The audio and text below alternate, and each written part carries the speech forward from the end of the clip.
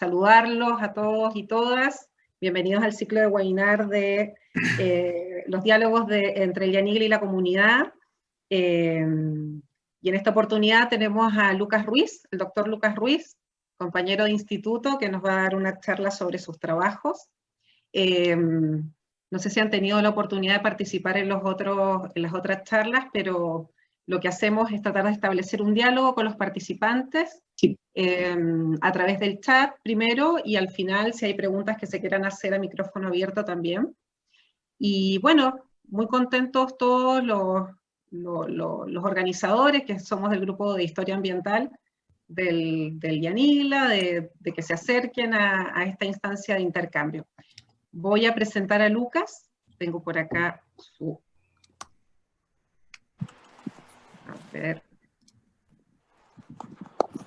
Bueno, Lucas Ruiz es investigador adjunto del Yanigla, CONICET, es doctor en Ciencias Geológicas de la UBA, está especializado en glaciología, geología glaciar y el permafrost de montaña de los Andes del Sur, es corresponsal en Argentina de la Sociedad Internacional de Glaciología, y actualmente está dedicado al estudio de la criósfera andina, contribuyendo al Inventario Nacional de Glaciares de Argentina, estudiando la dinámica del hielo y el balance de masa de los glaciares andinos, y divulgando las ciencias de la criósfera.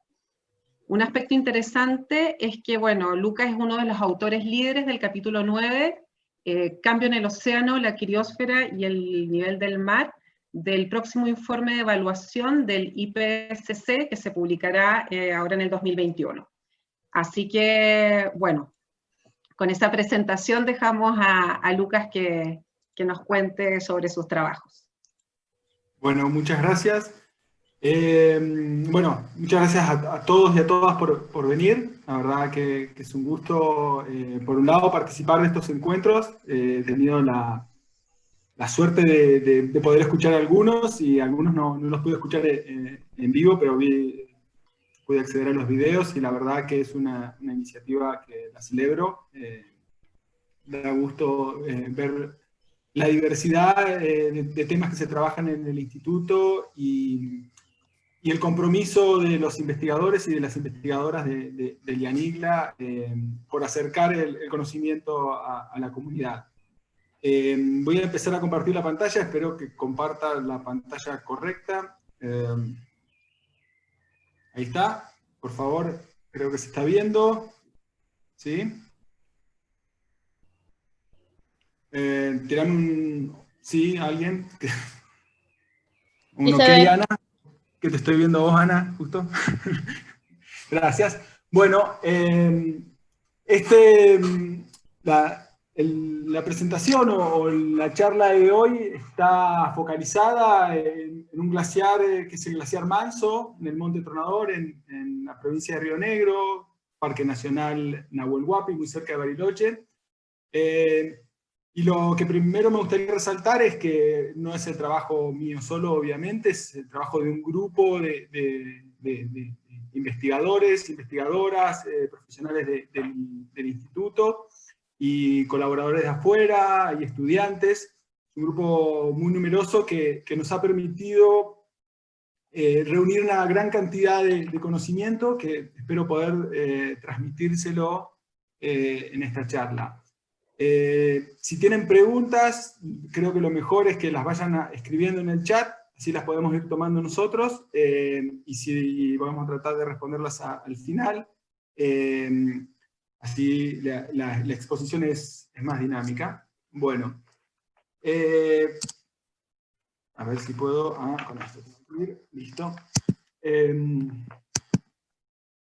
Así que bueno, los temas que vamos a tratar, primero, sobre todo pensando en que estamos en el Yanigla, que es el Instituto Argentino de Nivología, Glaciología y Ciencias Ambientales, que entre las tareas que tiene asignadas la realización del Inventario Nacional de Glaciares, que ha sido presentado en el 2018 y que ha sido publicado recientemente en una publicación científica. Vamos a hablar un poco de la distribución general de los glaciares en Sudamérica y en Argentina, para después focalizarnos en los glaciares del Tronador, para después ir exactamente al glaciar en cuestión, que es el glaciar Manso. Vamos a hablar un poco de, de sus cambios en los últimos 200 años.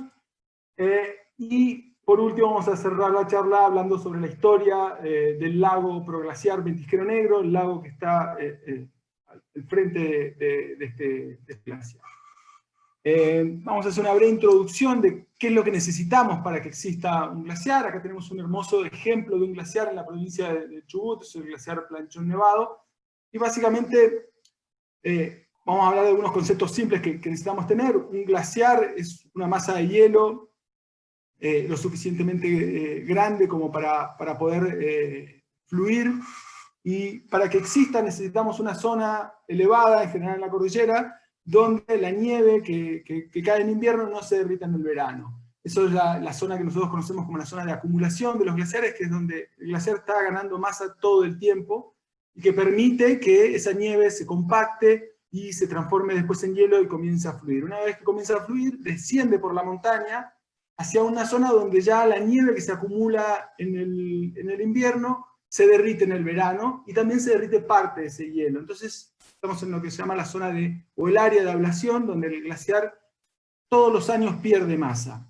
Separando esas dos zonas está lo que se conoce como la línea de equilibrio, que es justamente la zona donde el glaciar, digamos, está empatado con esto de ganar y perder masa. Es una zona donde el glaciar siempre tiene un balance de masa igual a cero.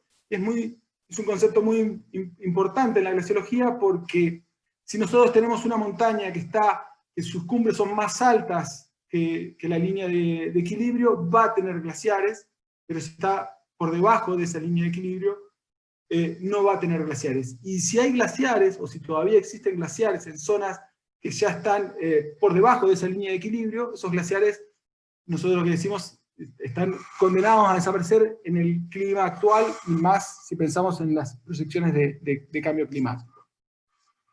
Otro de los conceptos que necesitamos tener en cuenta, y para entender sobre todo la dinámica de estos glaciares, y sobre todo en particular el glaciar Manso, es la cobertura de detritos. Acá estamos viendo la superficie de la lengua cubierta del glaciar Manso, que también se conoce como glaciar Ventisquero Negro, y vemos que, acá lo vemos a Pepe, que es uno de los profesionales que trabajan con nosotros. Estamos justamente haciendo los trabajos de las mediciones que hacemos en el glaciar todos los años, y si se fijan en la superficie donde está parado Pepe, vemos que hay bloques, arena, tierra y demás, que está cubriendo lo que se ve más abajo, el hielo un poco sucio. Bueno, esta cobertura de detritos lo que hace, y esto se conoce hace mucho tiempo, voy a tratar de ir con el mouse hasta acá, no sé si lo ven, es disminuir la ablación que tiene el glaciar. Estos detritos, si tenemos una capa muy fina de detritos de menos de 2 centímetros, va a ser un efecto de acumular calor, se va a ensuciar la superficie del hielo, va a recibir más energía y se va a derretir más. Pero a medida que pasan un par de centímetros ya, lo que sucede es todo lo contrario. Acá vemos que primero la ablación aumenta y después disminuye drásticamente. Entonces vemos que ya con espesores de algunos centímetros, ese derretimiento del glaciar disminuye. En las mismas condiciones, un bloque de hielo descubierto se va a derretir mucho más rápido que un hielo cubierto. Y eso es un concepto muy importante para tener en cuenta y para entender cómo es que este glaciar todavía subsiste a las alturas en las que está. Bueno, en forma general, nosotros estamos obviamente en la cordillera de los Andes. La cordillera de los Andes está todo en el extremo oeste de América del Sur. Y en esta región, que es la región donde está el Monte Tronador, es una zona que recibe una gran cantidad de precipitación justamente por la circulación de los vientos de los oestes, que hace que muchos sistemas frontales y otros tipos de tormenta precipiten en la cordillera y nos da una alta cantidad de precipitación y una alta concentración de nieve.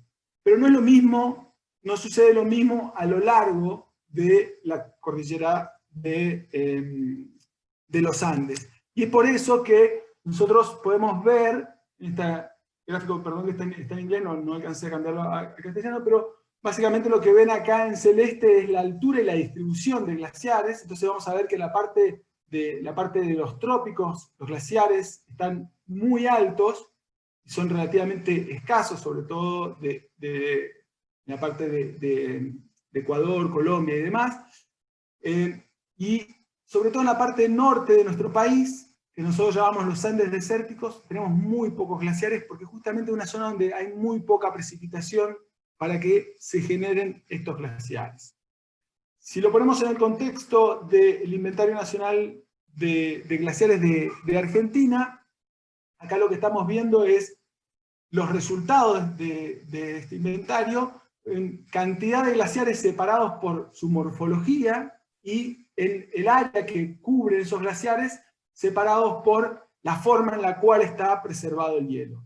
Vamos a ver que en los Andes, justamente en los Andes desérticos, hay muy pocos glaciares que cubren una muy pequeña extensión, que contrasta mucho con lo que pasa en los Andes del sur de Patagonia, donde tenemos el campo de hielo sur que representa solo todo el hielo que hay, por ejemplo, en la cuenca del río Santa Cruz, el 50% aproximadamente de todo el hielo que tenemos en el país.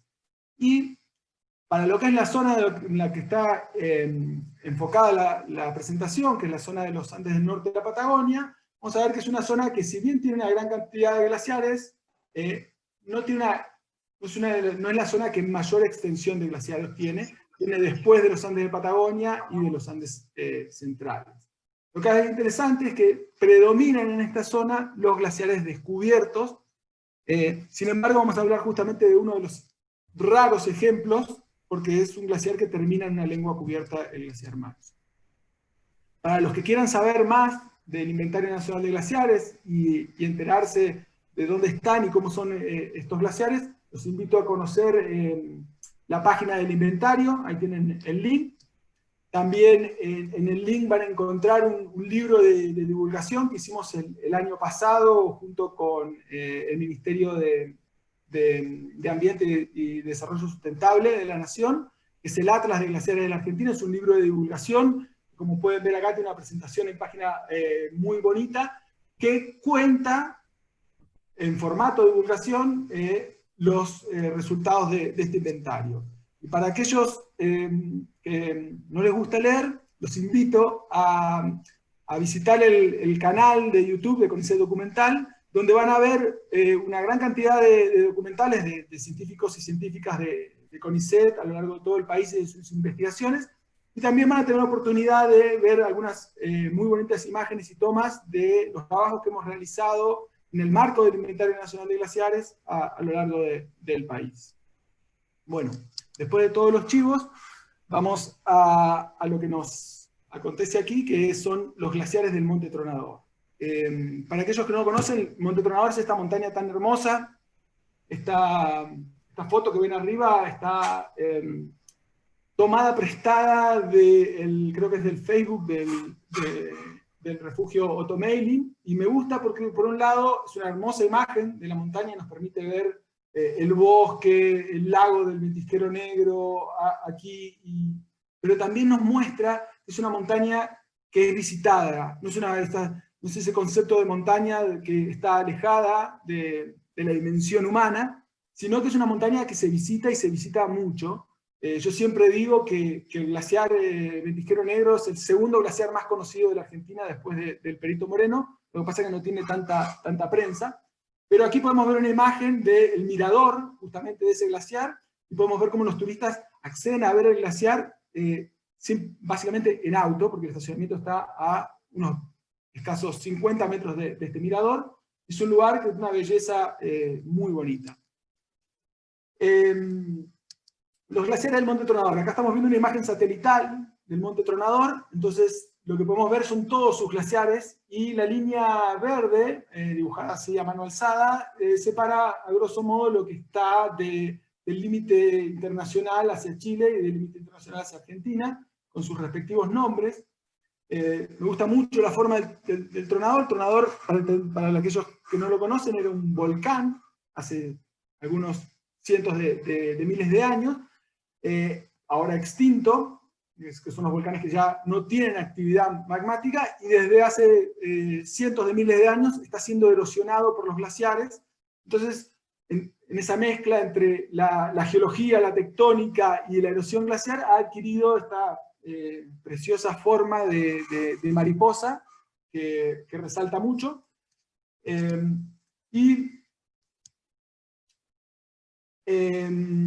Nosotros, cuando digo nosotros, digo el Dianigla, y también colegas de Chile y de otras instituciones, tanto en Argentina como en el resto del mundo, han ido a estudiar el tronador desde hace muchas décadas.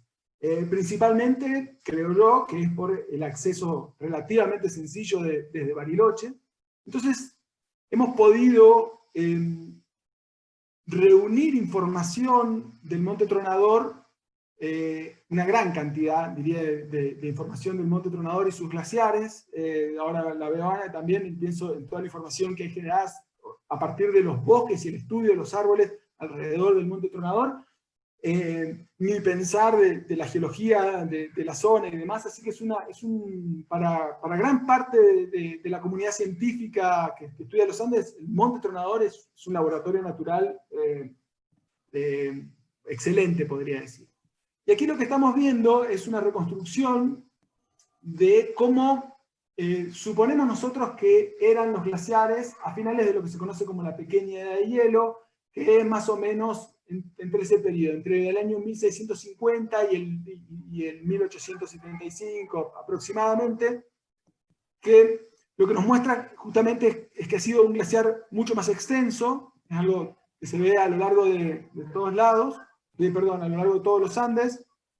Permiso, cerrar la ventana, escucho un ruido.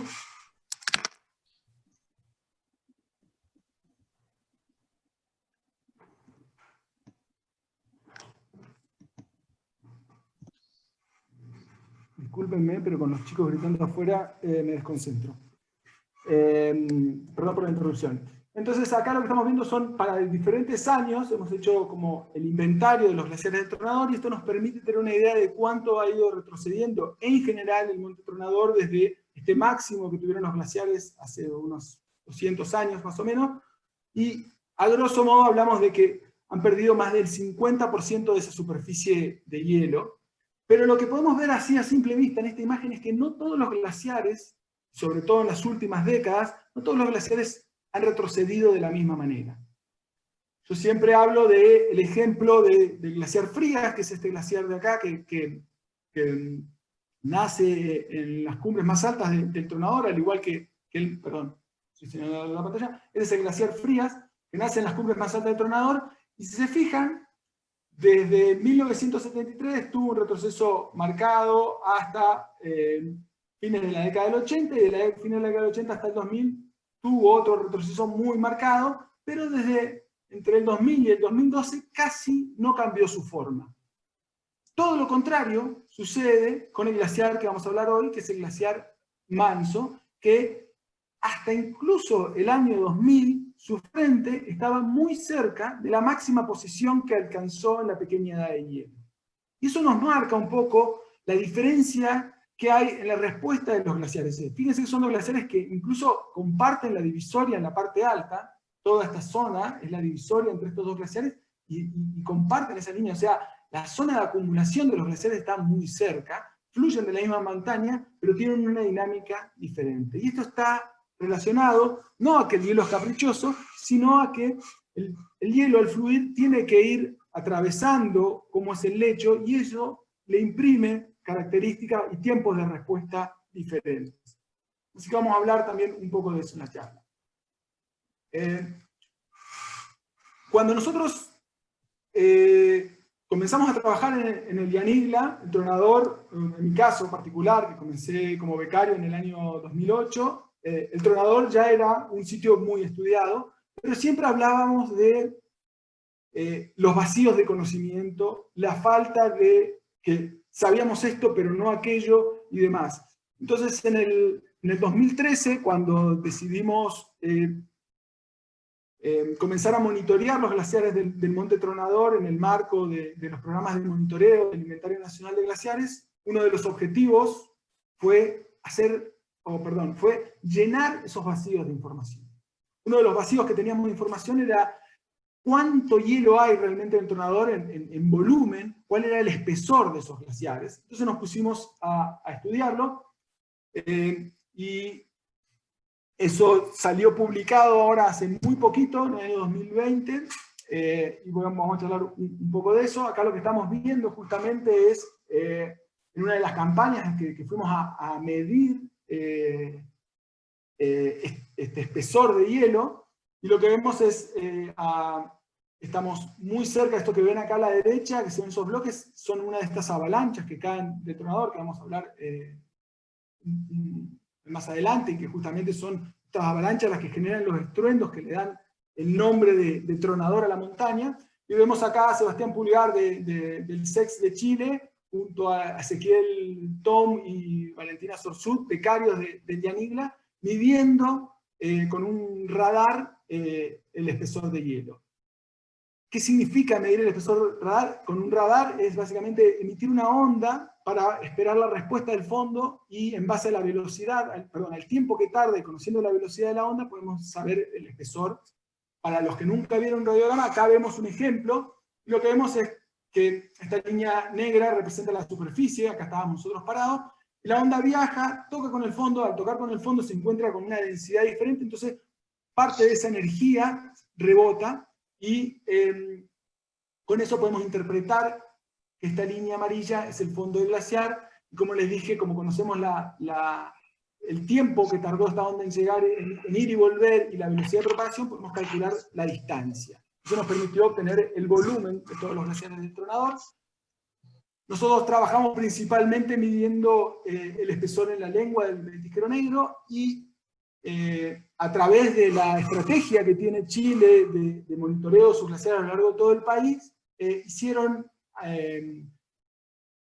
¿cómo sería?, aerotransportado con un radar, pero en vez de estar caminando sobre el glaciar, volando con un helicóptero, pudieron medir el resto de los glaciares de Chile. Nosotros utilizamos toda esta información para hacer un modelo del espesor de hielo del Tronador. Y acá lo que estamos viendo es una imagen 3D. Lo que ven en colores no es la coloración de la nieve, sino es el espesor de hielo que hemos podido estimar en base a este modelo. Y lo que vemos es que, por ejemplo, la zona de glaciar Frías tiene más de 200 metros de hielo, y también la lengua del glaciar Manso, conocida como Ventisquero Negro, es una de las zonas más espesas del glaciar.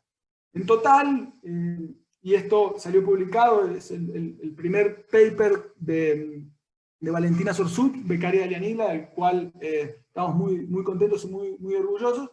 Se lo he publicado este año en el Journal of Glaciology. Pudimos ver que tiene un volumen total de hielo, el Monte Tronador, de unos 4.8 kilómetros cúbicos de hielo.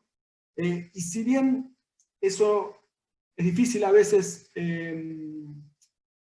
hacerse una idea de qué significan 4.8 kilómetros cúbicos de hielo, lo que vamos a hacer es, voy a mostrarles un poco la importancia que tiene ya el glaciar Manso en lo que es el volumen del Tronador. Si vemos, el glaciar Manso tiene aproximadamente unos 0.8 kilómetros cúbicos de hielo, que representan de toda esa masa de hielo del Tronador el 17%. Entonces uno de los más de 13, 14 glaciares que tiene el Tronador representa el 17%. Y siempre cuando uno tira estos números le preguntan, bueno, ¿eso es mucho o es poco? Entonces, como para hacernos una idea, estuve mirando un poco en internet para ver en la región qué es lo que hay, y encontré esta nota del diario Río Negro, que habla de que Bariloche, la ciudad más cercana, que tiene una cantidad de habitantes estimada de más o menos 135.000 habitantes hoy en día, usa o genera 20 millones de metros cúbicos de agua potable al año. Esto, en kilómetros cúbicos, son 0.02 kilómetros cúbicos. ¿Qué es lo que quiere decir esto? Que el glaciar Manso equivale a 36 años de agua potable para la ciudad de Bariloche. Entonces ahora todos podemos decir, wow, es un montón. y si uno lo pone, el 0,8 no parecía tan grande. Entonces, estamos hablando de un glaciar muy importante, muy grande, sobre todo para la región. Otro de los vacíos que teníamos era justamente tratar de entender cómo es la dinámica de estos glaciares, y para ello lo que hicimos fue un análisis para entender cómo era la velocidad superficial de los glaciares. No me voy a poner en detalle de cómo se deriva, pero aquí lo que están viendo es de vuelta una imagen 3D del flujo o la velocidad superficial de los glaciares en el año 2012. Y lo que podemos ver es que el glaciar Manso, sobre todo cuando se acerca a ese acantilado de donde precipitan los seracs, o caen los seracs y generan los estruendos que le dan nombre, es una de las zonas donde todos los glaciares, o los glaciares del Monte Tronador tienen la velocidad más alta, más de 360 metros por año, llegan en la parte del frente, estamos cercanos a los 400 metros por año. Entonces estamos hablando de uno de los glaciares que más rápido se mueve. Es uno de los glaciares más extensos, es uno de los glaciares más voluminosos, y uno de los glaciares más rápidos que tenemos en el Tronador.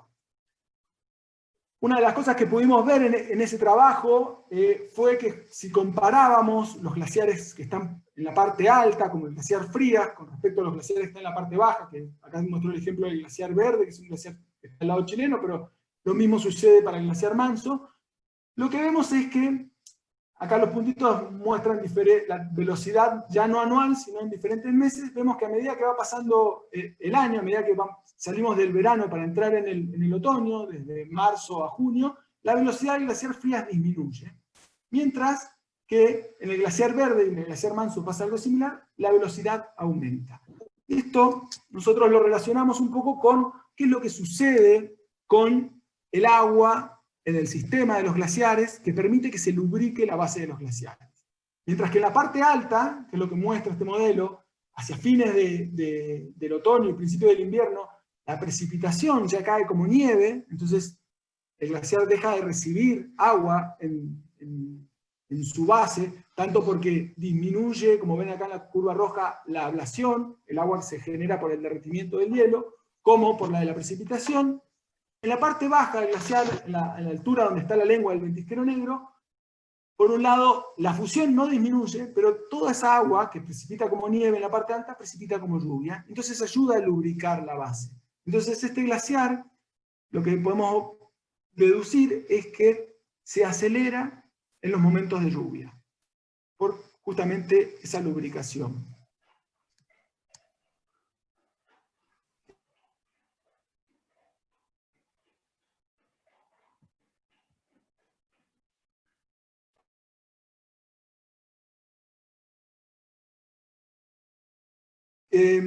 Una de las grandes, un trabajo que nos permita analizar todo el Monte Tronador a la vez, lo que vemos es que el Monte Tronador, no todos los glaciares pierden masa de la misma manera. Principalmente yo me voy a enfocar en ver, por un lado, el glaciar Casapangue y el glaciar Manso, que son dos glaciares que terminan a muy baja altura, que concentran las zonas más rojas, que son las zonas de mayor pérdida de espesor. Lo que vimos en este trabajo es que aproximadamente el glaciar pierde entre 2000 y 2012 el Monte Tronador en total perdió unos 17 centímetros de agua por año, que representan unos 0,22 kilómetros cúbicos, que si pensamos en el volumen que calculamos con Valentina, en esos 10 años perdió un 4% del volumen total que tenía en el año 2000, lo cual no es nada despreciable, por más que sea una tasa relativamente baja. Pero algo que también llama la atención es que el 40% de esa pérdida, de la pérdida total que medimos entre el año 2000 y 2012, está concentrada en el glaciar Manso, principalmente en la lengua baja del glaciar Manso, conocida como ventisquero negro.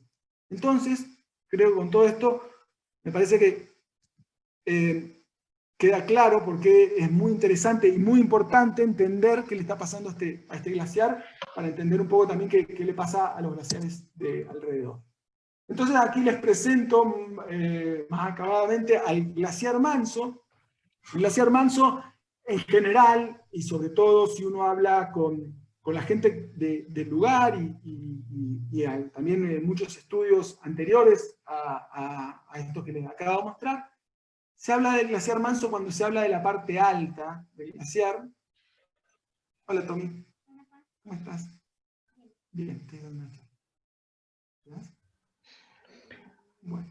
Bueno, para no interrumpirlos, se habla siempre de la parte alta, pero si nosotros pensamos en este concepto de glaciar, zona de acumulación, zona de ablación, si nosotros pensamos que el glaciar Manso es una sola unidad, un solo ente, nos quedamos sin zona de ablación para este glaciar. Entonces sería un glaciar que, a diferencia de todo el resto de los glaciares de la Argentina y de los Andes, está ganando, bueno, de la gran mayoría, está ganando masa, y tendríamos una zona, otro glaciar, que sería el glaciar que se conoce como el Tijero Negro, que no tendría zona de acumulación, que estaría perdiendo todo el tiempo. Entonces, para entenderlo más desde un punto de vista sistémico del glaciar, es mejor entender o tomarlo como todo uno solo, donde, si bien está cortado a la mitad por este gran acantilado que hay, esta es la zona de acumulación, la línea de equilibrio está hoy en día fluctuando en esta zona de acantilado, pero en general la tomamos como alrededor de los 2000 metros, y tenemos una zona de ablación bien baja, que empieza,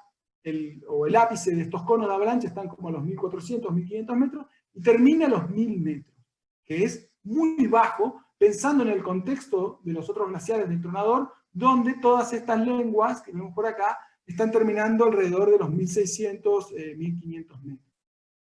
Y esto se debe principalmente a que es una lengua cubierta, que protege al hielo de esa ablación.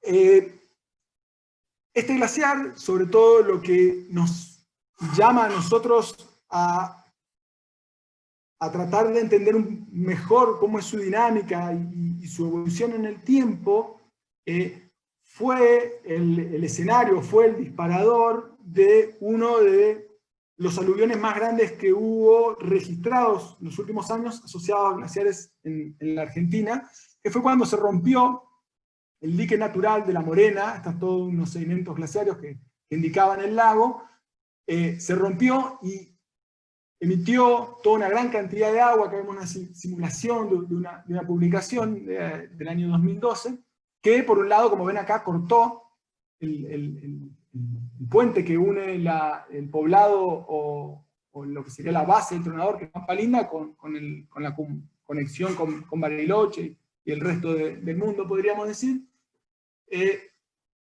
y que fue algo como nadie se lo esperaba. Entonces, a nosotros un poco nos llamó la atención tratar de entender, bueno, qué es lo que pasó con el Tronador a lo largo, con el Tronador y con el Ventisquero Negro a lo largo de las últimas décadas, para entender un poco también qué pasó con este aluvión y qué podría pasar en el futuro. Entonces, por un lado, lo que vemos es que, no sé si alcanza, sí, a veces, el aluvión parecería que tuvo un gran efecto en el glaciar. Acá lo que estamos viendo es lo que les contaba, cómo retrocedió el glaciar entre el 2000 y el 2012, pero si vemos, esta foto está tomada desde este punto más o menos en La Morena, vemos que en el 2010, que fue, esta foto fue tomada en el verano posterior al aluvión, que fue en junio del 2009, el glaciar todavía era bastante extenso y casi, si ven acá estaba prácticamente cortado, llegaba bastante cerca de La Morena. Y 3 años después, el glaciar retrocedió considerablemente. Entonces, ¿cuál fue el efecto, ¿no?, que tuvo este aluvión, que tuvo este vaciamiento parcial de la laguna, del lago, perdón, proglaciar en el glaciar? Eso es algo que nos pusimos a estudiar recientemente. Y una de las cosas que hicimos fue, o que se nos ocurrió hacer, fue decir, bueno, a ver, veamos cómo es la historia completa de este glaciar. Entonces vamos a buscar la información del mayor detalle que tengamos más antigua, y para eso nos valemos nosotros de las fotografías aéreas, y con Juan Cruz Gilardi, un estudiante de la Universidad de Cuyo, acá en Mendoza, hicimos, sobre todo él, se tomó el trabajo de mapear todas las características o todas las estructuras superficiales que tenía esta lengua del glaciar en imágenes de muy alta resolución. Cuando digo alta resolución estamos hablando de fotos aéreas, que si uno las pone en el contexto de hoy en día de las imágenes satelitales, estamos hablando de que el píxel de la fotografía aérea puede estar en la escala del metro. Entonces eso nos permite tener mucho detalle. Y lo que vemos principalmente, y se los voy a resumir, estos son los mapas que realizó Juan Cruz, vemos que tiene estas marcas acá que se conocen como ojivas en glaciología, que hablan de un flujo compresivo. ¿Qué quiere decir? Y después lo que vemos acá es, si bien no se nota mucho por el contraste de las fotografías aéreas, pero créanme que estas estructuras que sobre todo están marcadas en rojo, hablan de estructuras que nosotros llamamos estructuras de ablación.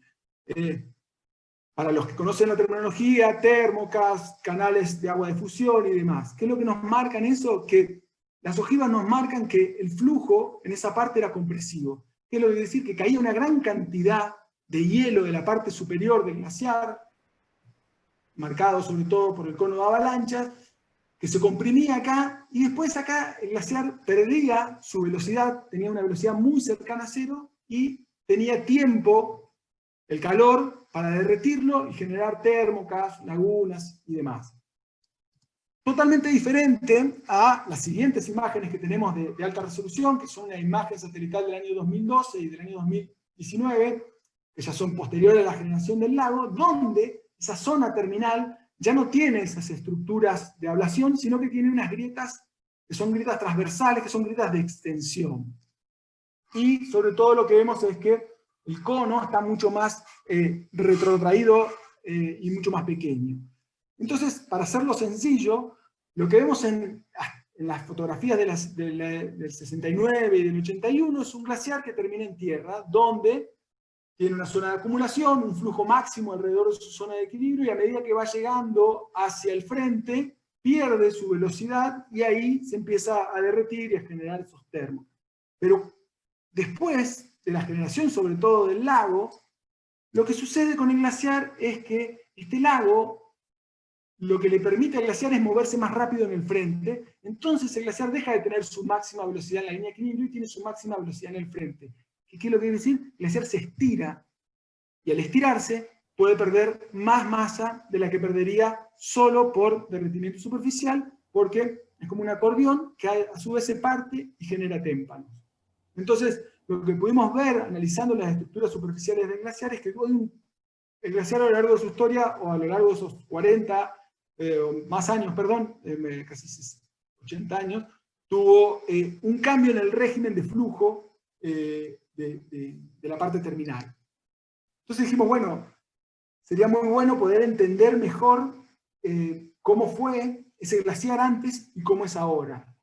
Y para ello, lo que se nos ocurrió es hacer una reconstrucción del espesor de la lengua de glaciar Manso, y para ello armamos un proyecto en el cual invitamos a colaborar a Andrés Rivera y a su grupo de trabajos del SEX, y acá estamos donde básicamente dijimos, bueno, lo que necesitamos es saber cómo era el glaciar en la década qué espesor tenía el glaciar en la década del 80, qué espesor tenía en la década del 60, antes del lago. Entonces necesitamos saber la profundidad del lago para saber cómo es el lecho. Entonces una de las cosas que hicimos, que acá podemos ver a Valentina y a Sebastián, fue pasar un sonar para conocer cuál era la profundidad del lago, y después, como ven acá, como ya les mostré antes, pasar el radar sobre la lengua para ver el espesor. Pero también nosotros nos valemos de otras informaciones, y por eso dejo esta foto. Acá podemos ver la morena esta terminal que indica, y indicaba antes también el lago, y vemos acá una línea muy clara que separa el bosque de la zona sin vegetación. Esto nosotros los glaciólogos lo conocemos como el trimline, y de lo que habla es que hasta ahí llegó el glaciar en una determinada fecha. Entonces, eso nos permite saber cuál era la altura máxima del glaciar en un determinado momento, y con los datos que tomamos pudimos saber cómo es la base del glaciar. Acá lo que pueden ver son todos los datos que recogimos con el sonar, todos los datos que recogimos con el radar, y un poco los valores, una profundidad máxima mayor a 70 metros, creo que lo máximo que vimos fueron unos 78 metros, y un espesor máximo de hielo de más de 200 metros, creo que lo máximo que vimos ese año fue unos 220, 230 metros. Lo que estamos viendo es una imagen de marzo del 2019, y lo que les pongo en línea son la posición del glaciar en el 2012 y en el 2018. Bueno, con toda esta información, más algunas inferencias o algunas aproximaciones que podemos hacer de cómo se comporta o cómo fluye el hielo, pudimos reconstruir el perfil del glaciar Manso a lo largo del tiempo, desde su máximo en la pequeña de hielo, cuando estaba bien arriba en la morena, la imagen esa que le mostraba del 69, en el 81, el 87, ya en el año 2000, estos son datos de un modelo digital de elevación, y lo mismo en el 2012, 2017, 2019, acá debería decir 2020, porque es el frente, en marzo del 2020, y esta es la base que nosotros interpretamos con un modelo que hizo Valentina. Acá podemos ver que nuestra interpretación o nuestro modelo se ajusta muy bien con las mediciones, y esta es la profundidad del lago. Entonces, al tener la superficie y el espesor de esta lengua a lo largo del tiempo, además de poder hacer inferencias sobre la dinámica y demás, lo que podemos saber es cómo fue cambiando su masa a lo largo del tiempo, cómo fue cambiando de espesor. Y si bien acá a simple vista podemos ver que entre la pequeña de hielo y la fin de la década del 70 o incluso el año 1981 casi no hay una gran diferencia de espesor, y lo máximo ocurre entre el año 2000 y el presente, podemos hacer algunos cálculos, como esto que estamos preparando para una publicación. Y acá lo que estamos viendo es el cambio de espesor promedio de toda esta sección que ven acá, que podríamos llamar la lengua del glaciar Manso. Y lo que vemos es que entre la pequeña de hielo en 1960 tuvo un cambio de espesor de algunos centímetros por año, entre la década del 70 y el 80 también, entre el 87, básicamente, perdón, la década del 80 fue una década de gran cambio de espesor para el glaciar, no así la década del 90, pero sí después, sobre todo después del 2000, vemos que se concentran las mayores tasas de pérdida, y justo el periodo posterior al año 2012, entre el 2012 y el 2017, parece ser el periodo donde el cambio de espesor fue más notable. Entonces esto nos da una idea de que el glaciar, si bien hasta casi entrados en los 1980 no tuvo grandes cambios, posterior a 1980 sí se produjeron, sí perdió masa, y cada vez a mayores tasas. Y para ir ya finalizando, vamos a hablar un poco de la historia del lago Ventisquero Negro, porque si nosotros vemos estas imágenes, este gráfico sobre todo, vemos que no estuvo siempre ese lago ahí. Entonces nos pusimos a estudiar también con Juan Cruz y con otros más la historia del lago.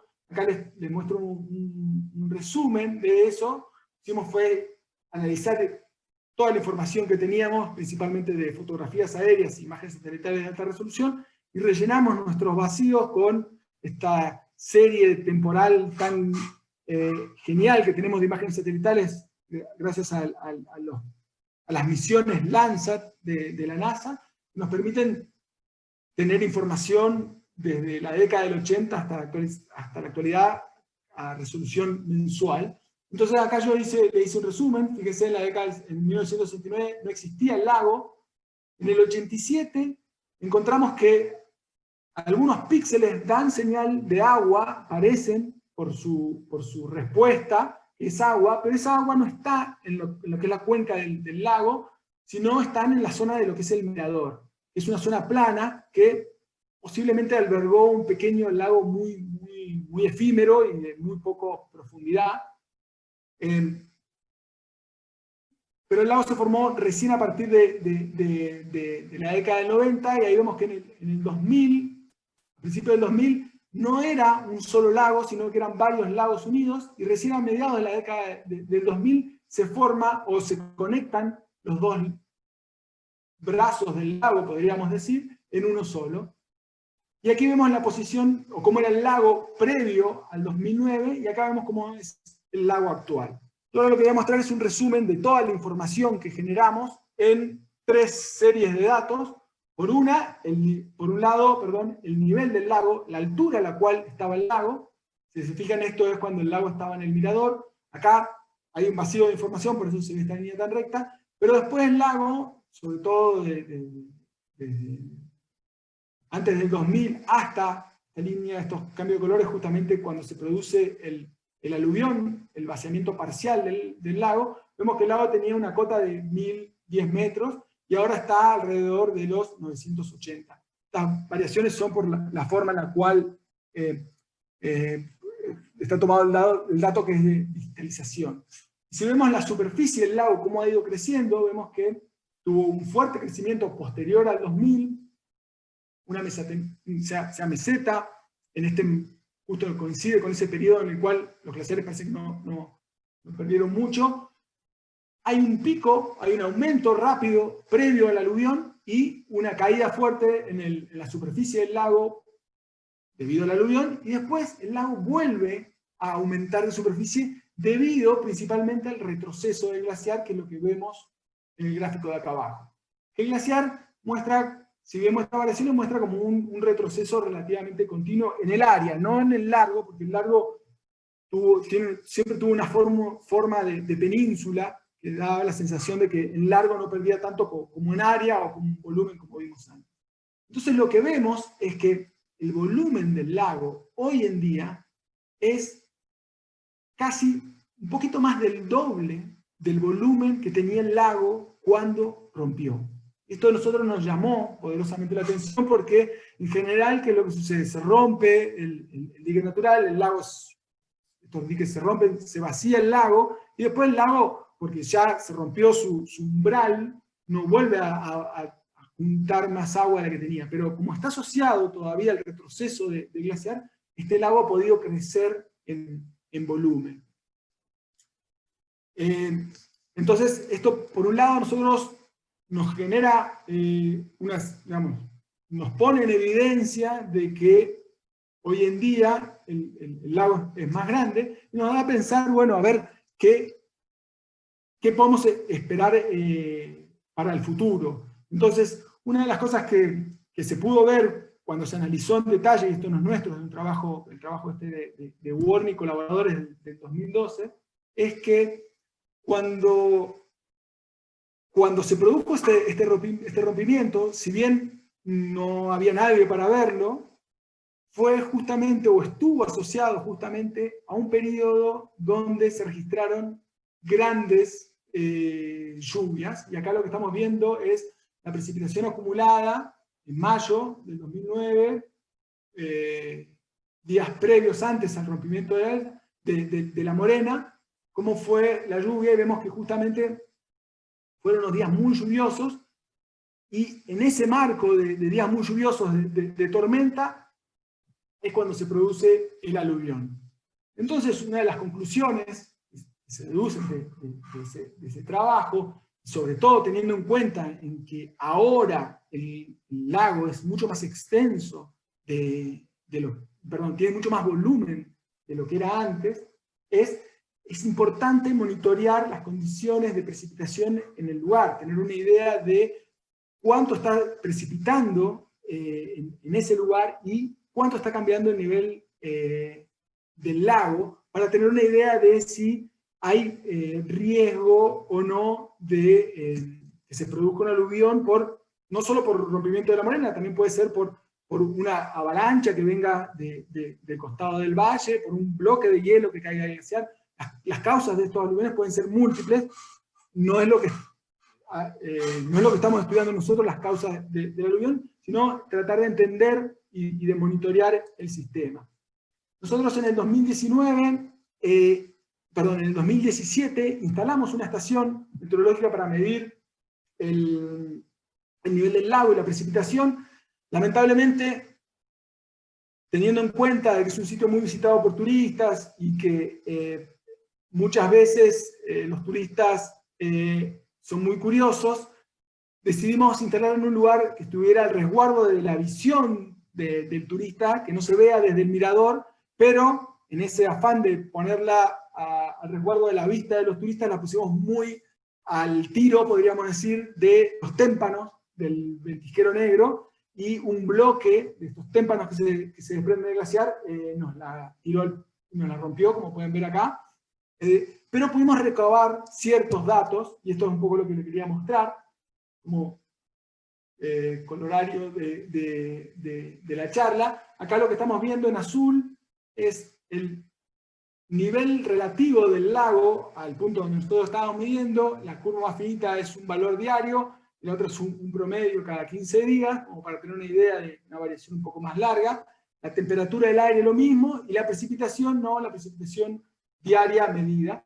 Y lo que vemos es que estamos desde abril a noviembre, entonces pasó un invierno nomás la estación, y vemos que el nivel del lago, a grosso modo, sigue la curva de la temperatura normal. El caudal en las zonas de montaña y los niveles de los lagos responde al derretimiento de la nieve y del hielo, que depende fuertemente de la temperatura del aire, pero tiene estos saltos o estos picos que están marcados acá con un color más clarito, que corresponden a días muy lluviosos.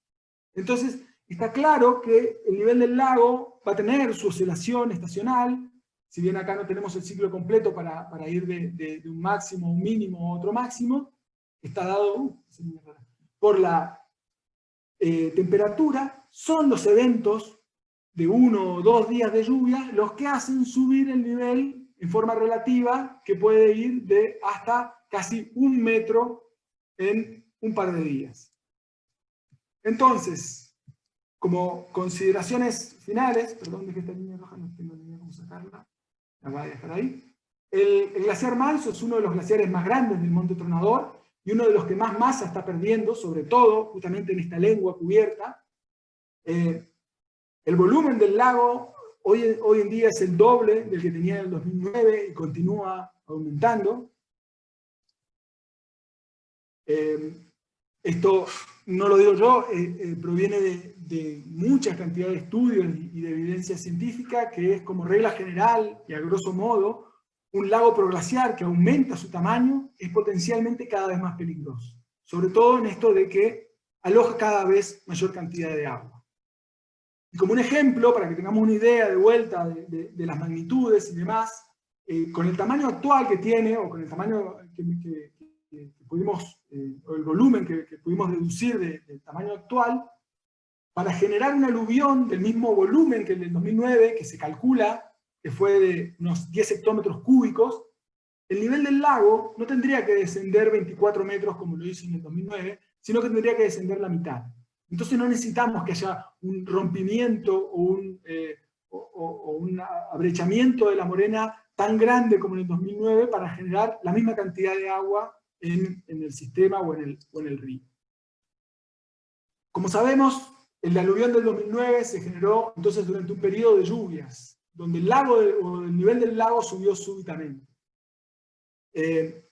Si bien hay otros sistemas, si bien hay otros fenómenos asociados, como puede ser la acumulación de témpanos que se han taponado, el hecho de que la morena tenía algo de hielo en su interior, lo que nosotros creemos que es aconsejable es volver a instalar una estación meteorológica, obviamente en un sitio más protegido de los témpanos, que nos permita no solo monitorear las variables que nosotros necesitamos para entender qué le está pasando al lago, el nivel del lago, la precipitación, la temperatura, sino que también esta estación pueda transmitir esa información en tiempo real. ¿Qué quiere decir? Que lo transmita por vía satélite, vía radio, pero que llegue en forma, al minuto que se genere, a justamente las autoridades que deben tomar medidas en caso de algún riesgo.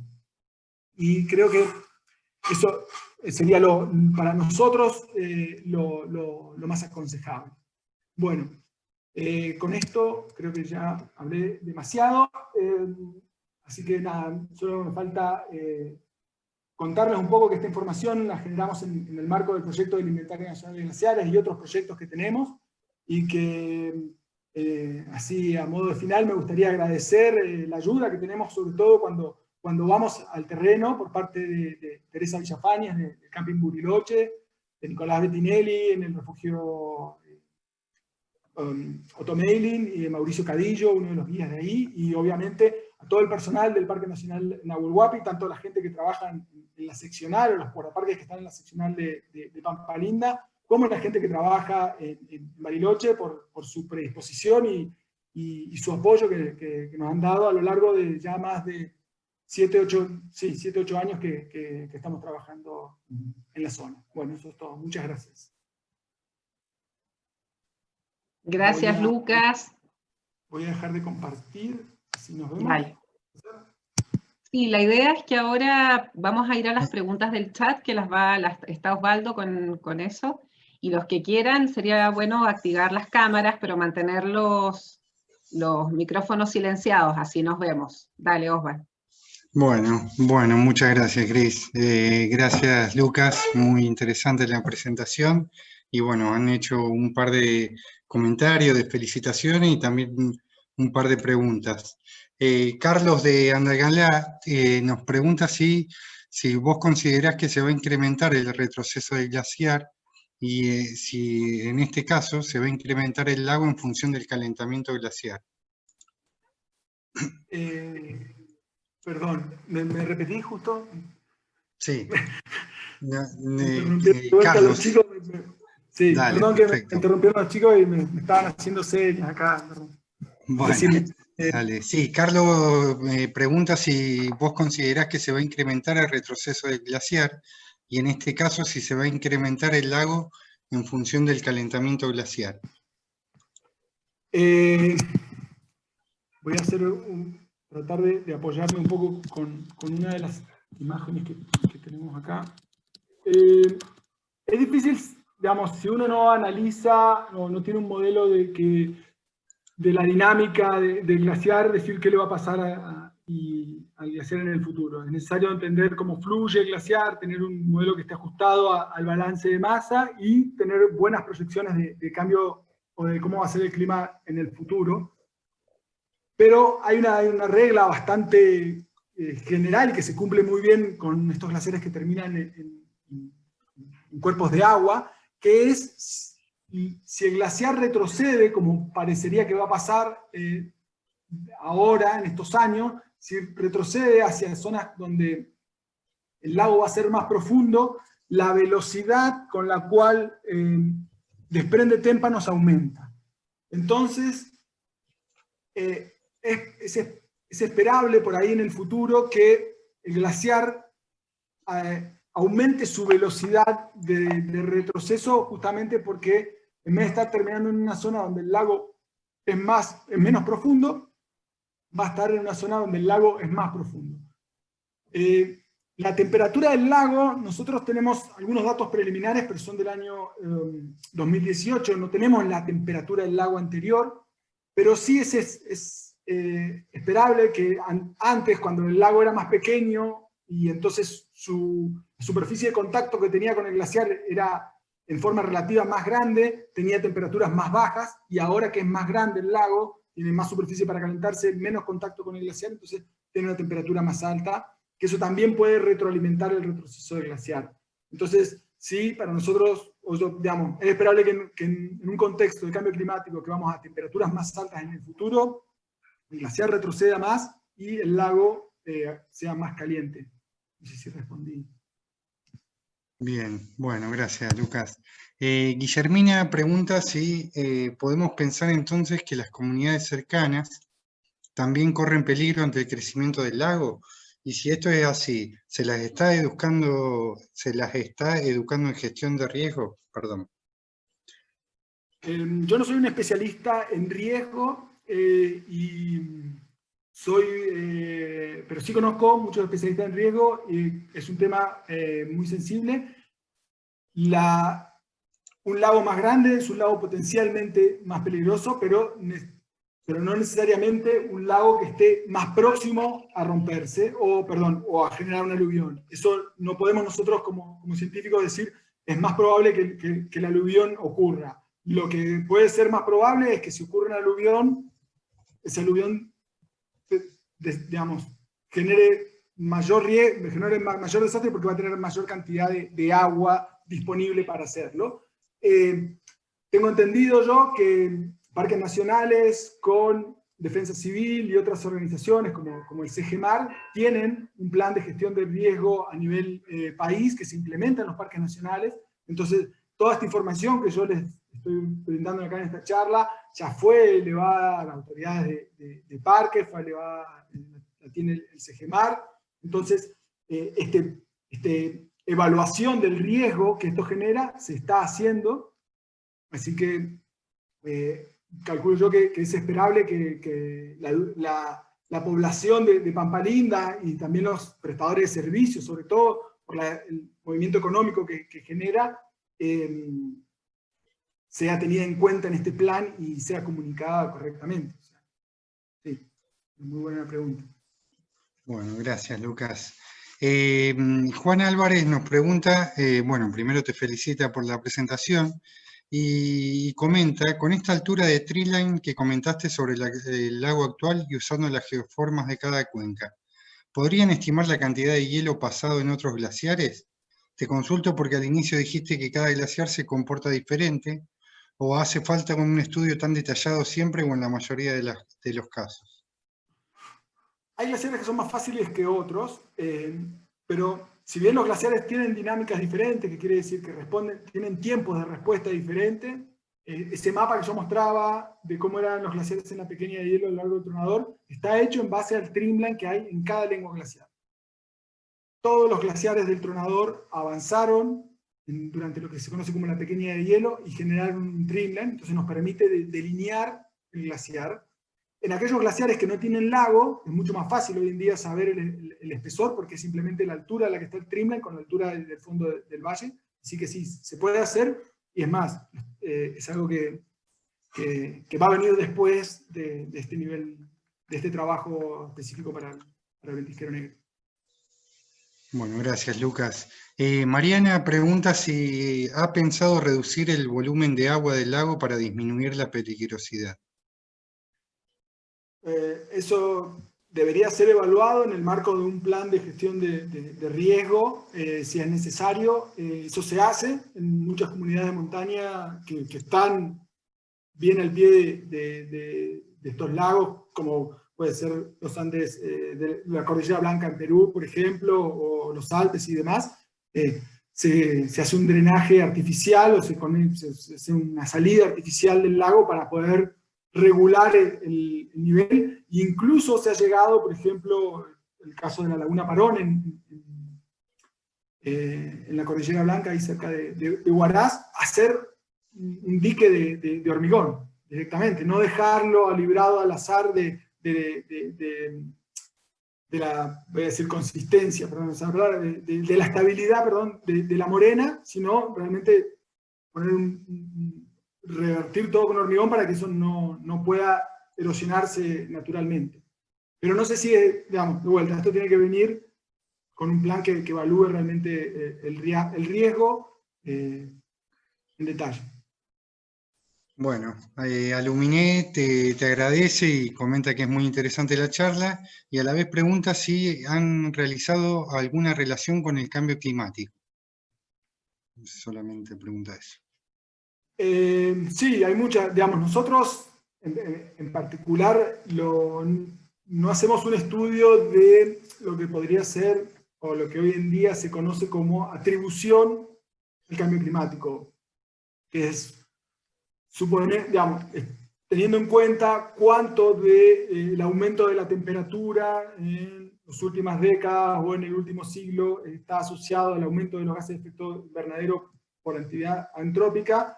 Entonces, ¿cuánto de ese derretimiento está asociado o cuánto de esa pérdida de masa del glaciar está asociado a ese calentamiento?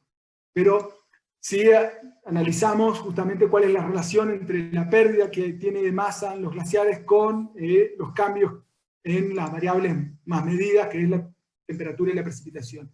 En este caso, como es un glaciar que tiene por un lado la parte alta, cae en picada, se genera la lengua cubierta, esa lengua está cubierta, tiene un lago proglaciar, y como vimos que durante muchas décadas el glaciar casi no se movió, y del 2000 ahora se ha movido muchísimo, o ha retrocedido muchísimo, claramente su tiempo de respuesta no son, o no van a la par del aumento de temperatura. Para eso, digamos, los glaciares que digamos, mejor se ajustan a eso son los glaciares que terminan en tierra, los glaciares de valle, que fluyen sin ningún escollo, diría yo, y no tienen un cambio en su dinámica a lo largo del tiempo. En eso sí se nota es mucho más directa la correlación entre el aumento de la temperatura y la disminución de la precipitación y el cambio del glaciar. Acá es como que pensemos que la temperatura viene subiendo así, y el glaciar no hizo nada, y de repente, ¡pum!, se cayó. Es una cosa así. Entonces no es tan fácil atribuir eso al cambio climático. Bien, perfecto, Lucas, gracias. Mariana tiene otra pregunta, y pregunta si calcularon el tiempo que demoraría el aluvión en llegar a los primeros elementos, actividades humanas expuestas. Nosotros no, pero eso está calculado en el paper de Warney, que ellos hicieron toda una modelización de cómo fue el aluvión, cuánta agua generó, cuánto detrito trajo y demás. Después lo podemos compartir. Además, es un paper que es Warney et al. Del 2012. Ahí está toda esa información. Así que lo pueden buscar ahí. Bien, bueno, gracias, Lucas. Quizás te comento porque después hay otra pregunta, y quizás por el chat podría poner las citas. Esta que acabas de mencionar y otra que te piden más adelante. Liliana nos pide si podés repetir la explicación del final sobre el descenso de 14 metros y no 24. No entiendo bien la pregunta. Para producir aluvión, y dice que no lo entendió. Bien. Con mucho gusto. Déjenme que trato de compartir de vuelta la pantalla. Y no sé, tengo que ir para adelante o para atrás. Creo que era para adelante. Ahí está. En este gráfico acá a la izquierda abajo vemos el volumen. Entonces, si se fijan acá, este es el volumen que perdió el glaciar, el lago en el aluvión. Esta fue la caída que representan estos, a grosso modo, 10 hectómetros cúbicos de agua, y se produjeron porque el nivel cayó estos 24 metros. Pero si pensamos en la relación que hay entre superficie, volumen, ahora el lago es mucho más grande y es mucho más voluminoso, entonces tiene una superficie más grande. Entonces, una caída mucho menor en el nivel podría generar un volumen mucho más grande de agua. A ver cómo, no sé si me... a ver, tratar de... Estoy haciendo señas y no sé si me están viendo. Ahí está. Nosotros tenemos un vaso que tiene el mismo volumen. Si tiene una superficie muy chiquita, vamos a tener que vaciar mucho el vaso para generar ese volumen. Si nosotros tenemos un vaso un vaso más grande, por ponerlo así, para emitir esa misma cantidad de volumen tenemos que bajarlo mucho menos.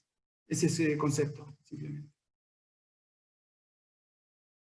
No sé si se entendió, perdón. Bueno, gracias, Lucas. Daniel, felicita y dice que es muy completa y didáctica la charla, y tendría una pregunta doble, comenta. Dice, por un lado, y más allá del monitoreo in situ, ¿han pensado en implementar algún índice de peligrosidad propio o previamente publicado basado en parámetros morfométricos para evaluar el potencial riesgo del lago del Ventisquero Negro? Y en segundo lugar, ya que trabajan con espesores de hielo, si han investigado sitios donde puedan formarse nuevos lagos a futuro, como ser en el Glaciar Verde. Sí.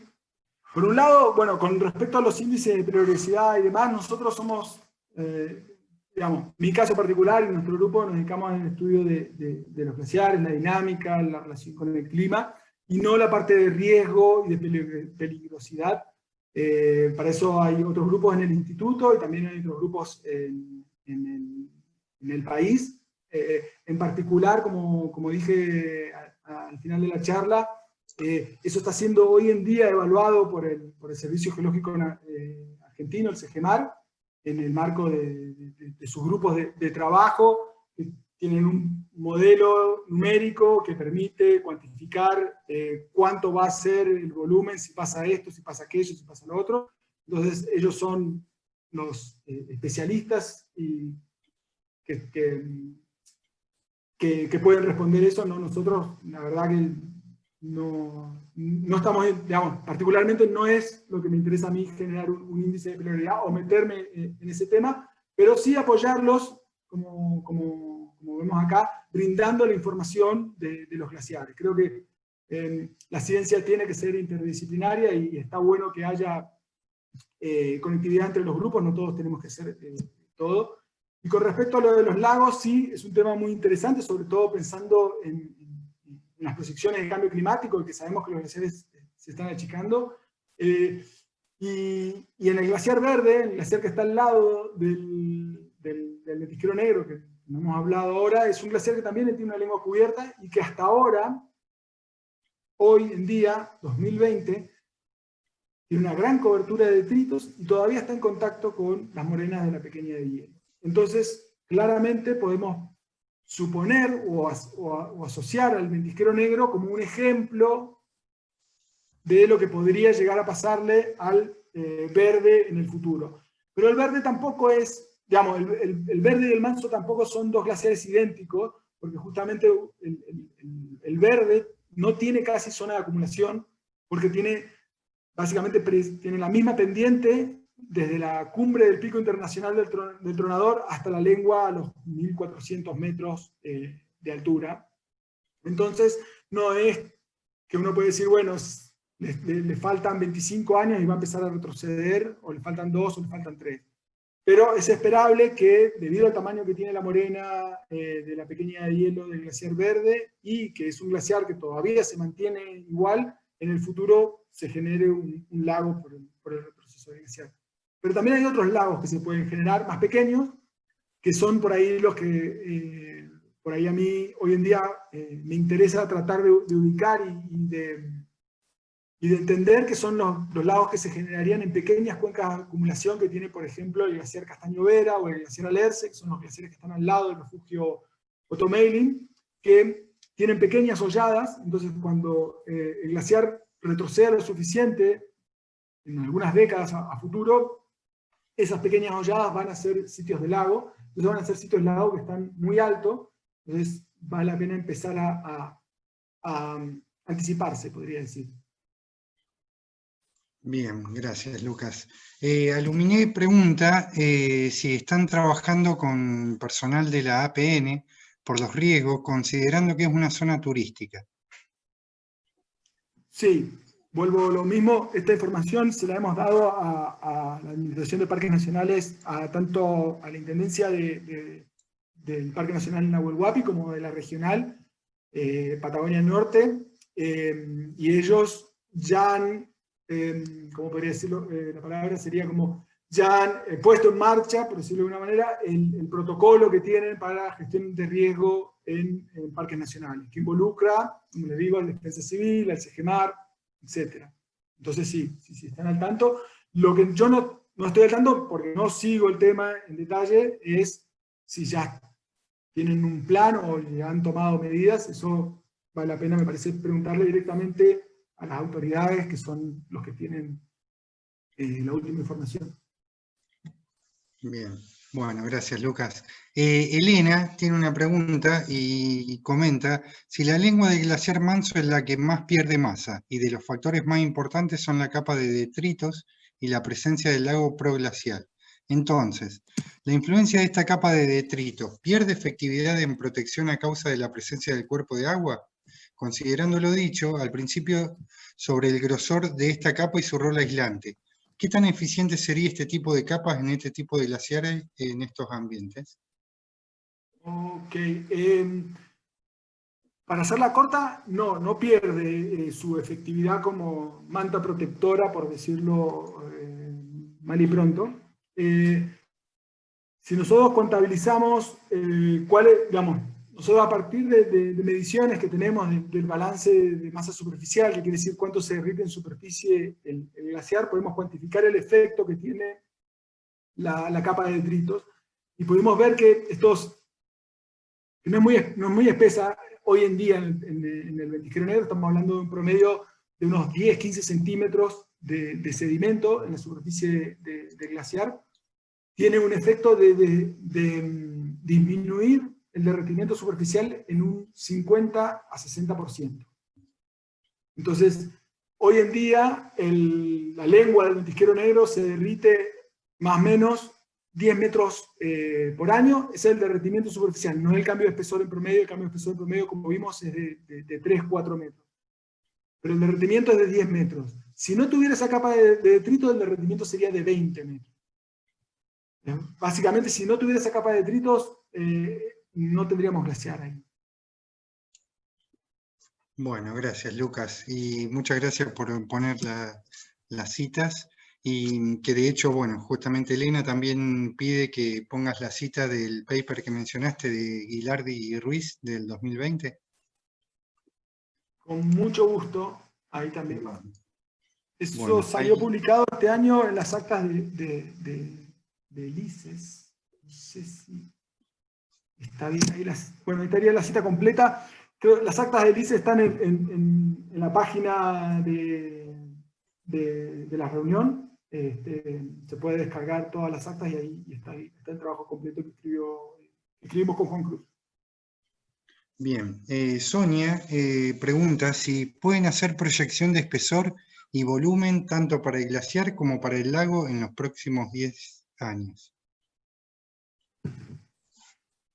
Sí, como digamos, se puede hacer, el tema es en base a qué lo hacemos. O sea, nosotros podemos, por ejemplo, suponer que el glaciar va a seguir adelgazándose a la misma tasa que se viene adelgazando en los últimos 10 años.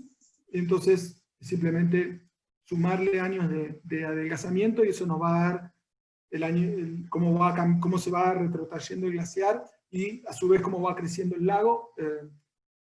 Para ser más claro, vuelvo con esto, de compartir la pantalla,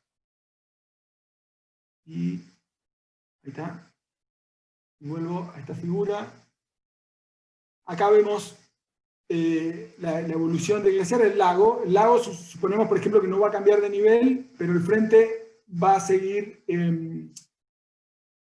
moviéndose o retrotrayéndose a la velocidad que lo hace, por ejemplo, lo que lo hizo entre el 2012 y el 2019 o 2020. Entonces podemos ir corriendo el glaciar cada vez más acá, y el lago va a ser cada vez más grande. Sobre todo cuando empiece a estar en esta zona, va a haber un aumento considerable del volumen del lago. Y una de las cosas que podemos ver es que como el lago está a estos 980 y algo de metros de nivel del lago, es muy probable que la lengua del ventisquero negro siga existiendo, pero en algún momento deje de estar en contacto con el lago. Entonces en el futuro, en este contexto de cambio climático, y si sigue así la cosa, es muy probable que, no sabemos cuándo todavía, se pueda hacer ese cálculo, pero como vimos también, lo que quiero explicar es que la tasa de retroceso va variando con el tiempo. Entonces tampoco es que uno, digamos, si viene una aproximación de primer orden, una aproximación que por ahí no se cumple, pero lo que sí podemos ver es que va a existir un momento en el cual va a ser lago toda la cuenca, y el glaciar va a volver a ser un glaciar que termina en tierra.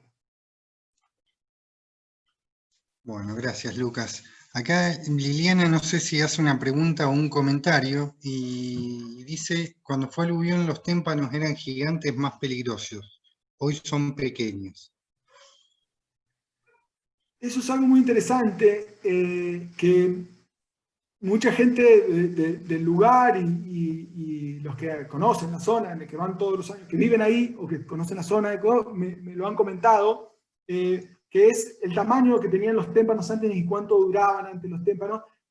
que para mí está un poco, debe estar relacionado, no tenemos los datos lamentablemente, pero se podría tratar de hacer algún ejercicio de modelización para ver si eso se cumple, que es con el lago más pequeño, con mayor cantidad de contacto con el glaciar, la temperatura del agua era más fría, y ahora la temperatura del agua es más cálida. Entonces, si la temperatura del agua del lago es más cálida, los témpanos se derriten más rápido.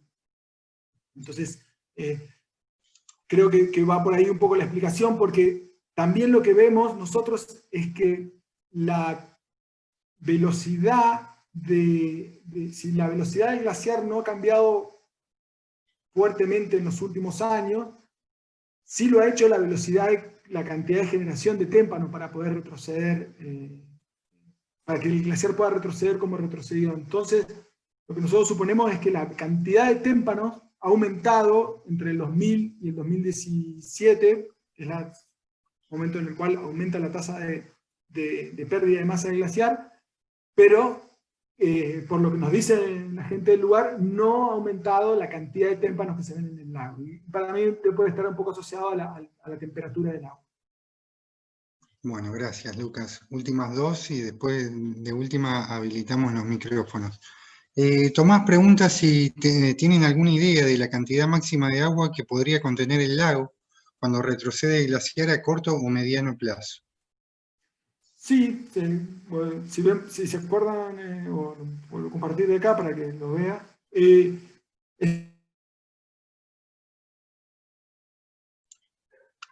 Ay, se cortó Lucas, me parece. Hola. Simplemente suponer que... No sé si sí, me viene a mí. Ahora sí, se te cortó, bueno, justo se te cortó un segundo. Sí, vuelvo a compartir la pantalla, ahí sí se ve. Sí. ¿Se ve? ¿Sí? Si se ve, ven acá, todo lo que está en celeste es el glaciar o la lengua del glaciar. Entonces, si nosotros la quitamos completamente, podemos extender el lago hasta la base o la ladera del monte Tronador, y en base a eso calcular el volumen. No lo hemos hecho, pero se podría hacer, como para tener una idea de cuál puede ser el volumen máximo que puede adquirir el lago, siempre y cuando obviamente no cambie su cota, no cambie su nivel. Bien, perfecto. Mariana tiene otra pregunta y te felicita por la ponencia, y pregunta si conocen cuál es la diferencia de altura existente entre el nivel del lago y la morena, lo que se dice dam freeboard en inglés. Sería esta altura, lo podríamos sacar de acá, pero sí, está con el modelo digital de elevación. O sea, estos son, ponerle que sean unos casi 1050 metros, y estos son 980, estamos hablando de unos 70, 80 metros de diferencia, metros más, metros menos. Bien, perfecto. Y Pablo te felicita por la presentación y a todo el equipo, y tiene una pregunta y dice lo siguiente: ¿han visto algún cambio en la acumulación o en la velocidad de la zona alta que puede estar afectando la transferencia de masa desde el glaciar colgante hacia el glaciar cubierto que está abajo? Nosotros no tenemos datos de la velocidad del glaciar previo al año 2000. La idea es generarlos, y en eso la idea es el año que viene, si tenemos suerte, vamos a tener un nuevo becario que va a trabajar justamente en esos temas. Esperemos que pueda venir al instituto, porque justamente para entender la dinámica del glaciar hay que entender cuánta masa viene desde arriba. Pero tenemos la inferencia, que es un poco lo que contaba cuando hicimos el trabajo con Juan Cruz, de que el cono de avalanchas ha disminuido su tamaño. Si tenemos un cono, que son los depósitos del material que cae arriba, que es más chico, es porque lo que cae arriba es menos cantidad. Entonces, si bien no lo tenemos cuantificado, y esperamos que Lautaro lo pueda cuantificar durante su beca, tenemos una aproximación de que nos muestra que sí, que la reducción del cono hace que nos dice que el glaciar Manso superior, para hablar en términos locales, aporta menos masa. Bien, bueno, gracias Lucas. Bueno, una última pregunta. Alicia le interesa saber la profundidad del lago. La profundidad del lago es variable, pero la máxima fue que medimos nosotros, y por la cantidad de trazas que pueden ver que hicimos, es de 78 metros. La profundidad máxima. Bueno, gracias. Gracias, Lucas. Bueno, esta fue la última pregunta. No sé si alguien quiere comentar algo o hacer una pregunta. Tiene habilitado el micrófono.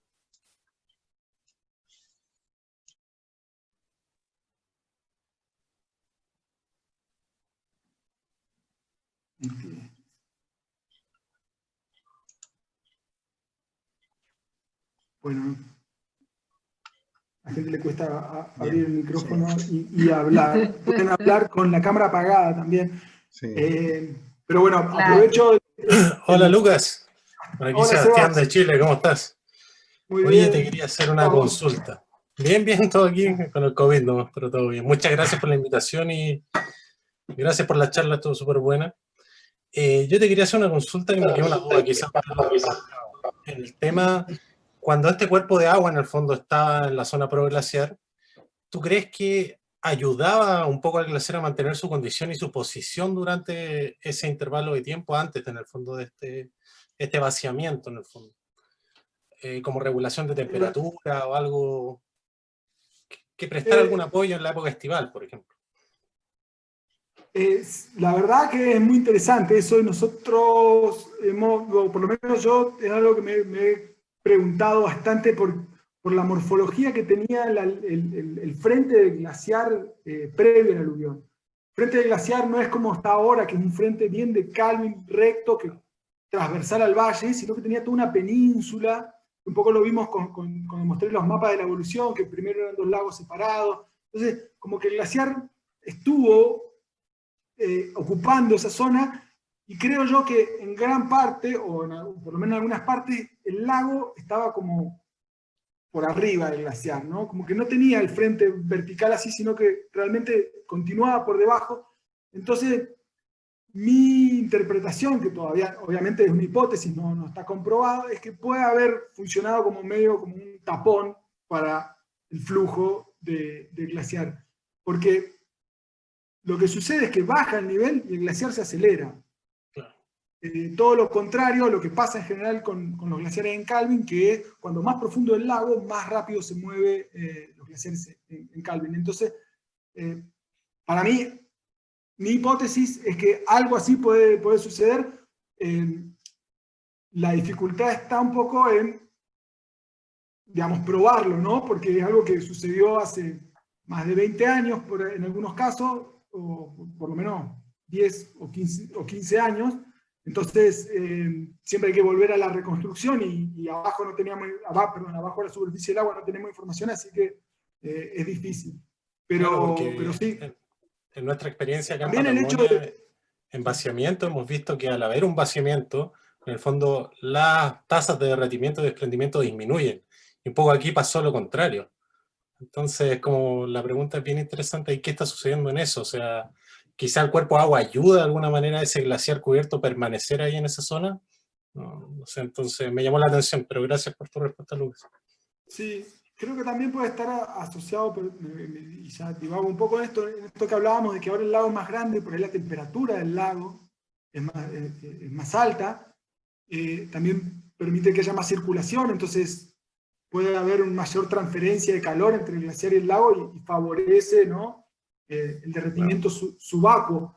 Pero son todas cuestiones que hoy en día no tenemos los datos para contestarlo, pero seguimos trabajando en eso, que son temas que a mí sobre todo me interesan mucho.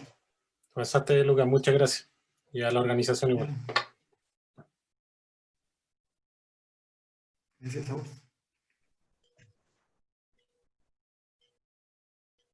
¿Alguna otra pregunta? ¿Alguien que quiera hacer un comentario?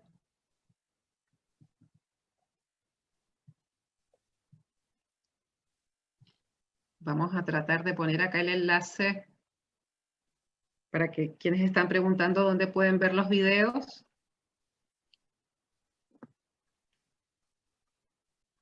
Acá se las vamos a poner.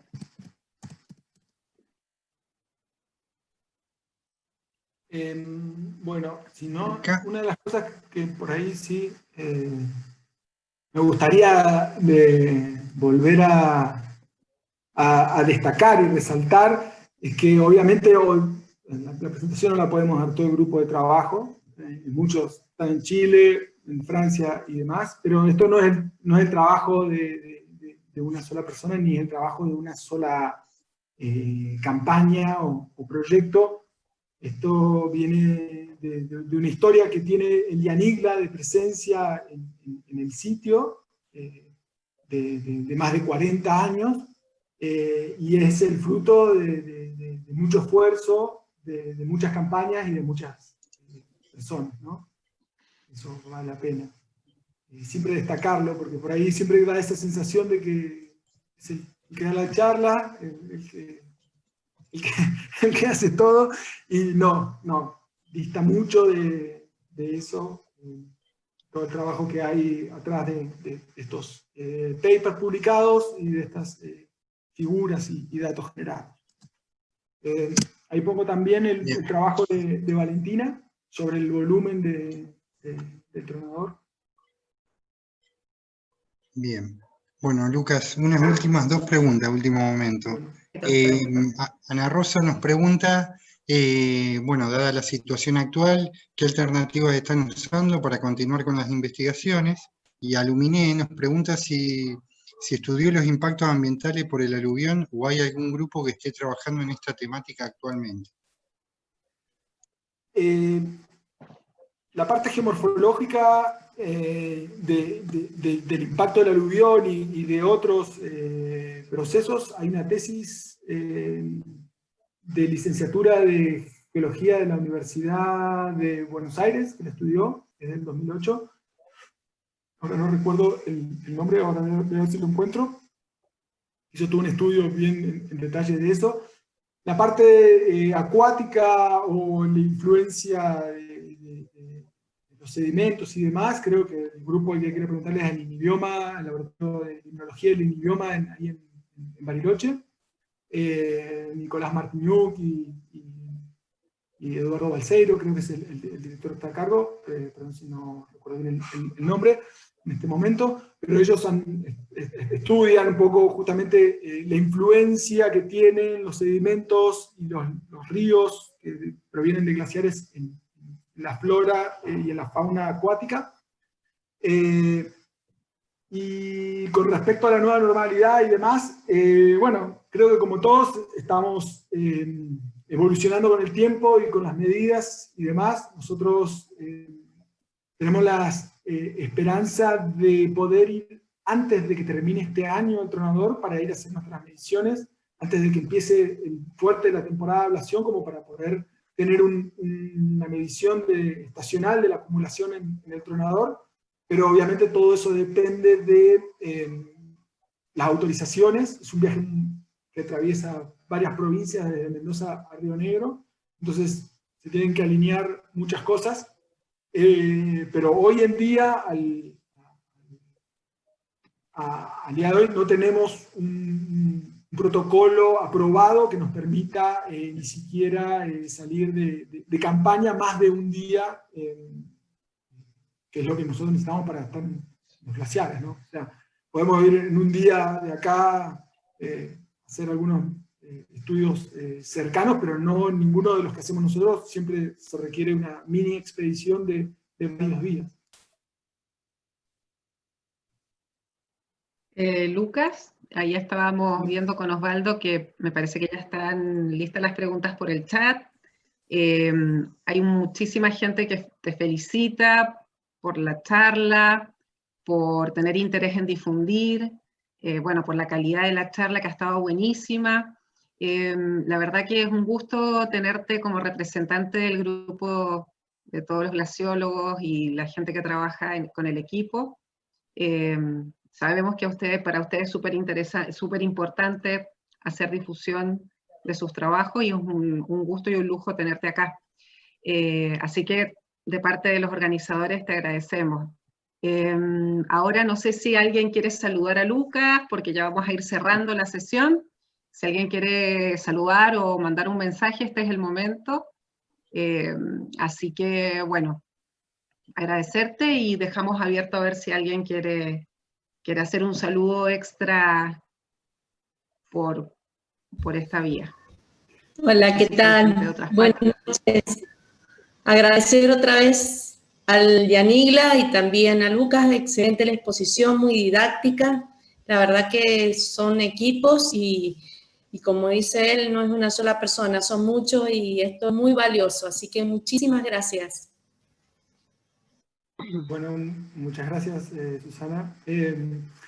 Bueno, gracias a todos. La verdad que a mí, obviamente, compartir lo que hacemos nosotros, tanto para la comunidad como en estas cosas, pero también para los tomadores de decisión y demás, es una parte importantísima de nuestro trabajo. Así que encantado de participar en estas instancias y por ahí avisarles al resto, a los que están escuchando, que el jueves viene otra nueva charla. Ahora no recuerdo quién, pero Cristina y Osvaldo me pueden hablar. pero el jueves hasta la misma hora hay una nueva charla. ¿De quién va a ser? Es la charla de Jorge Daniel Altamirano sobre química ambiental, así que va a estar súper interesante. Así que bueno, todos invitados el jueves, vamos a estar seguro, gran parte de los que estamos acá somos habitués de los diálogos. Totalmente. Yo quería agradecerle a Lucas, como representante un poco de los guías de San Carlos de Bariloche, porque gracias a sus charlas, que son muy, muy concurridas, siempre nos quedamos chicos en el espacio, tuvimos que cambiar nuestro speech guiando el tronador, ya que él nos contó de las nuevas lenguas que fueron descubriendo, los nuevos nombres que les dieron. Recuerdo mucho Sinfrido, Violeta Parra, Gabriela Mistral, así que le agradecemos mucho su actualización. Muchas gracias, Liliana. Sí, siempre es un placer. Bueno, yo en esas charlas también aprendo muchísimo, así que es mutuo el agradecimiento. A vos. Buenísimo. Bueno, Lucas, muchas gracias. Me voy a atender a los chicos.